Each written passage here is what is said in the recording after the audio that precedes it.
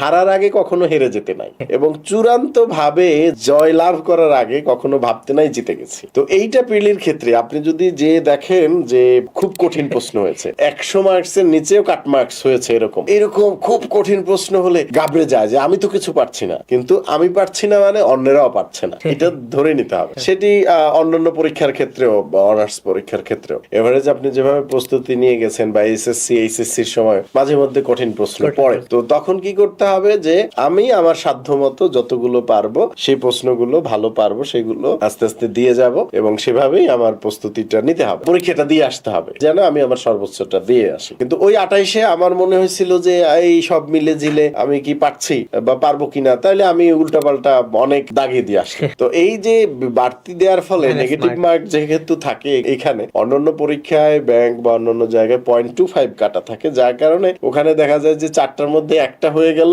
এভারেজে সমান চলে আসে। তো সেই সব পরীক্ষায় নেগেটিভ মার্কস থাকলেও সেখানটা এখানে দাগালে বৃত্ত ভরাট করলে বেশিরভাগ ক্ষেত্রে সেক্ষেত্রে পজিটিভ হয়, কিন্তু বিসিএস এর ক্ষেত্রে 0.5 যদি কাটা থাকে সেখানে মোটেই আন্দাজে না দেয়া একদমই ভালো। একদম যদি শিওর বা কাছাকাছি থাকে, একদম 80% শিওর যে এটা, সেইগুলো কয়েকটা দাগানো যায় বা সেগুলো বৃত্ত ভরাট করা উচিত, তাছাড়া। তো এই যে বললাম যে 28 বিসিএস আমি যখন দিলাম উইদাউট প্রিপারেশন, সুতরাং আমি হারার আগে হেরে গেলাম, যার ফলে আমি ওই পরীক্ষা কিন্তু ফেল, প্রিলিতে যাও। কিন্তু পরে আমি এসে দেখলাম যখন এটা সব সলভ করা হইলো যে আরে আমি তো এগুলো পারতাম, আমি পারি, তাহলে আমি এই প্রিপারেশন গুলো পারি, এই সাধারণ জ্ঞান গুলো পারি, তাহলে আমি কি করলাম পরীক্ষার হলে? অর্থাৎ আশেপাশে সবাই বলছে পারবে না, হবে না, আঁকা, ঠিক আছে, এগুলো খুব কঠিন প্রশ্ন, হবে না এবার। সুতরাং সেটা আমার বিশ্বাস করা ভুল ছিল। তো আমি হ্যাঁ, অর্থাৎ কনফিডেন্স আশেপাশের মানুষদের প্রভাবিত হয় বা কঠিন প্রশ্ন দেখলে মানুষ ভরকে যায়।